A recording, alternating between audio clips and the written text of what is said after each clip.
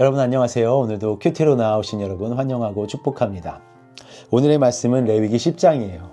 10장은 참 쉽지 않습니다. 저도 앞부분과 뒷부분 여러 부분들 다시 봐야 됐고 비교하면서 하나님이 진짜로 어떤 말씀을 어떻게 하셨는지를 확인해야지 알 수 있었던 여러 가지 내용들이 있었어요. 10장 처음을 보면 나답과 아비후가 하나님의 벌을 받아 죽게 되는 일이 일어납니다. 9장에서 어떤 일이 있었죠? 하나님이 첫 제사를 너무 기쁘게 받으셨어요. 그 화목제물과 속죄제물과 그 번제 모든 것을 다 받으셔서 하나님의 불로서 그 번제단에 임하셨고 여호와 영광이 충만하게 임해서 모든 사람들이 소리를 질렀다고 얘기했어요. 그리고 나서 일어나는 일들이 이제 아비후와 나답이 하나님이 명령하시지 않은 그 다른 불로 그 향을 피웠다고 했어요. 여러분 당시 시대를 보세요. 하나님의 기적이 매일마다 일어나는 그런 시대예요. 10가지 재앙을 이 이스라엘 백성들은 경험했고 그 후에 홍해를 건너는 일 1년이 지났지만 그 기간 동안 하나님이 얼마나 오랫동안 이 만나와 메추라기를 보내주셨고 구름 기둥과 그 불기둥이 이스라엘 그 진영 가운데 있었다고요. 그리고 하늘에서 불이 내렸죠. 음성이 들리고 그 시내산에서 하나님의 그 놀라우심과 그 반석에서 물을 치는 일들, 이런 여러 가지 기적들이 계속해서 일어나는 일이에요.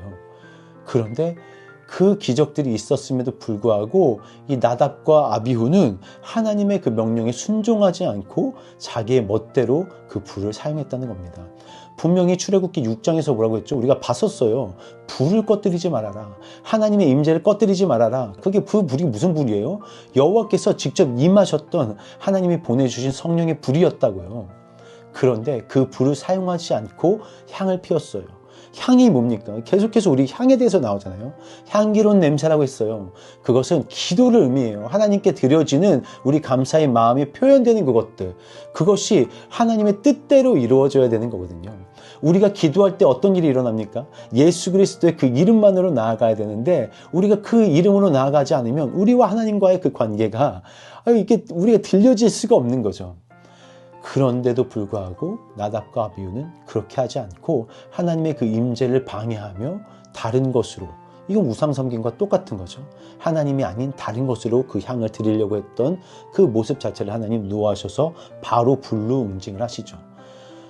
불에 타서 죽은 거예요. 여러분 얼마나 처참합니까? 사도행전 5장에 보면 아나니아와 삽비라가 마찬가지예요. 그 성령에 임하시는 모든 것이 통용되고 그 모든 사람들이 기도하며 교회를 세워가는 그 시작점에 아나니아와 삽비라가 거짓말로 말미암아 하나님의 벌을 받고 바로 죽는다고요. 마찬가지예요. 첫 위임식과 제사가 지내지면서 여호와의 영광이 충만히 임하고 그것이 모든 사람에게 전해지는 그때 나답과 아비후가 다른 불을 사용해서 하나님의 역사를 막으려고 했다고요. 하나님이 이런 부분에서 결코 그냥 두지 않으시고 죽음으로써 그리고 이것을 통해서 그 주변 모두에게 알게 하시는 겁니다. 아론에게 알게 하시고 그리고 엘르아사와 이다말에게 또 이것을 본보기로 보여주시죠. 그 이후에 뭐라고 하죠? 너희는 모든 법을 잘 지켜서 죽음에서 면하도록 해라 라고 말씀하세요. 하나님은 우리가 죽기를 원하지 않으시잖아요. 우리에게 벌을 주기를 원하지 않는다고요. 하지만 우리가 잘못된 방법으로 하나님께 나아가는 거 그러지 않기를 위해서 우리가 하나님의 방법대로 예수 그리스도 이름을 통해서 하나님께 나아가는 일, 하나님을 노하지 않게 하는 일, 하나님의 명령에 따라가는 그런 삶을 살아지기를 바랍니다. 또한 10장 8절을 제가 봤는데요. 정말 오랜만에 하나님이 아론에게 직접 말씀을 하십니다. 저는 이게 되게 마음에 와닿았어요. 아론이 누굽니까 여러분? 죄를 지은 사람이에요.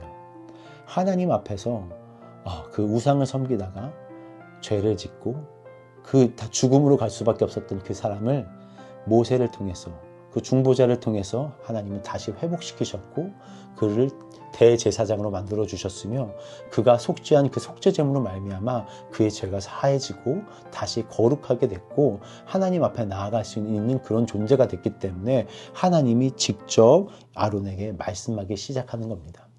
우리 이전이 어땠듯이 어떠하든지 하나님은 우리를 다시 한번 부르시고 우리에게 직접 말씀하기를 원하시죠.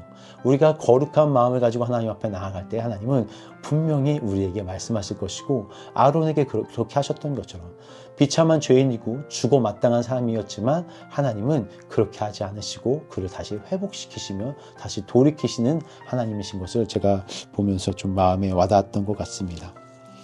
마지막으로는 좀 어려운 부분이 있었어요. 하나님께서 이렇게 하라고 말씀하셨어요. 속죄 제사를 드리고 그 남은 고기들을 거룩하게 된 고기이기 때문에 너희가 그것을 너희의 분깃으로 가져서 먹으라고 말씀하세요. 이것은 출애굽기 그리고 레위기 6장에서도 다 얘기합니다. 그렇지만 이곳에 보면은 그 제물을 먹지 않고 태워버렸어요. 그것이 이다말과 엘레아살이 했던 잘못이었습니다. 하나님은 분명히 먹으라고 했지만 먹지 않고 그것을 태웠기 때문에 모세가 화가 나서 이들에게 말하죠. 너희들 이거 분명히 먹었어야 되는데 왜 태워버렸냐 말했더니 아론이 말합니다. 내 마음이 지금 내가 이 속죄제를 지내다가 내 두 아들이 죽었다. 그런데 내가 이것을 지금 내 분깃이라고 해서 먹고 즐기는 것이 지금 이게 가당케 한겠냐. 하나님이 그것을 더 좋게 하시겠느냐. 우리는 그렇지 않고 이것을 그냥 태워서 하나님께 드렸다. 속죄 제물로 다시 드렸다는 거죠. 그러니까 모세가 그 말을 듣고 좋게 여겼다고 20절에 말하고 있습니다. 그리고 이것에 대해 하나님은 아무런 말씀을 하지 않으세요. 여러분 이것 역시도 하나님의 명령이었어요. 이것을 번제물을 드리고 남은 그 너의 분깃을 너희가 거룩해졌으니까 먹으라 말했는데 먹지 않았거든요.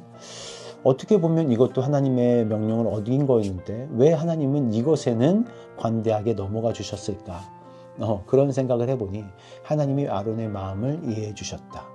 그리고 이것이 하나님을 거역하려는 의도가 있는 것이 아니라 하나님이 그 마음 가운데 있는 그 중심에서 이 사람의 애통함과 이 사람의 어려운 마음들을 하나님 이해하시고 비록 하나님의 마음, 하나님의 명령을 어겼음에도 불구하고 하나님이 이에 대해서 뭐라고 하지 않고 모세도 이를 좋게 여기고 넘어갔다고 이야기합니다.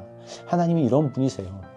하나님은 우리를 그 명령을 어겼다고 해서 우리를 계속 책망하지만 않으시고 어떠한 부분에서는 우리 마음을 더 이해해 주시고 그 이해하는 마음으로 우리를 봐주신다는 것.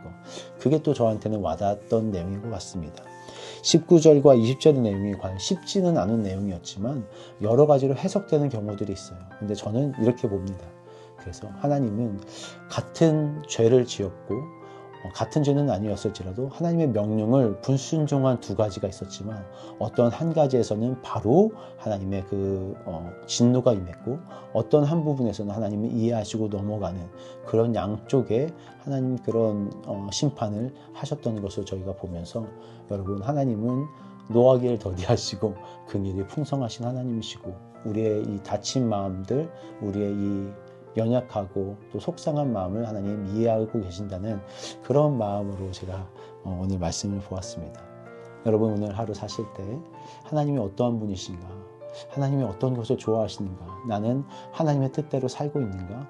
하나님이 정말 싫어하시는 것이 데살로니가 전서에 나와 있는데 그냥 악의를 행하는 거, 불의를 행하는 거, 하나님과 함께 행하지 않는 것 그런 것들을 제거해버리고 우리가 하나님 앞에서 정말 정결한 마음으로 그 명령에 순종하면서 따라가면 어떨까라는 생각이 듭니다.